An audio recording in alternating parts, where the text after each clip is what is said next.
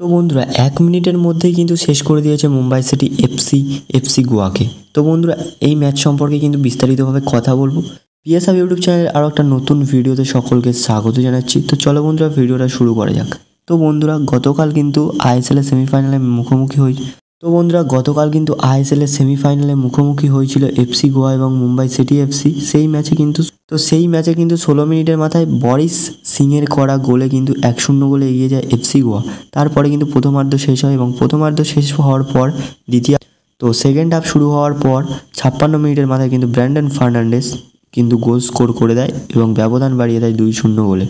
তো এবং প্রায় ম্যাচটা ক্লিয়ার লাগছিল যে গোয়ার দিকে ম্যাচটা চলে গিয়েছে।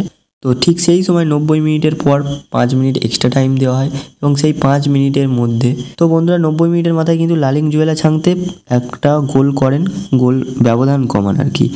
তো তারপরে অবশ্যই কিন্তু তার 1 মিনিট পরে অর্থাৎ 91 মিনিটের মাথায় কিন্তু বিক্রম প্রতাপ সিং পুরো ফাটোরদার যে গ্যালারি ছিল, গ্যালারি থেকে নিস্তব্ধতা নেমে আসে বিক্রম প্রতাপ সিংয়ের গোলে। ম্যাচটা ড্র হয়ে যায়। ওই 1 মিনিটে ভাই এফসি গোয়াকে পুরো খতম করে দিয়েছে মুম্বাই সিটি এফসি। তো বন্ধুরা অ্যাডেড টাইমের শেষে অর্থাৎ 95 মিনিটের শেষের দিকে কিন্তু জয়েশ রানে একটা বল নিয়ে বক্সের মধ্যে ঢুকে পড়ে এবং বক্সের মধ্যে ঢুকে পড়ার পরে কিন্তু এফসি গোয়া 2 কি 3টে ডিফেন্ডার তাকে আটকানোর চেষ্টা করে, কিন্তু সেই গ্যাপটাকে কাজে লাগিয়ে কিন্তু লালিংজুয়েলা ছাংতের কাছে বলটা পাস করে দেয় জয়েশ রানে এবং লালিংজুয়েলা ছাংতে কিন্তু কুল কাম একটা কম্পোস্ট ফিনিশ এবং সেখান থেকে কিন্তু এই ম্যাচটা জিতে নিল মুম্বাই সিটি এফসি।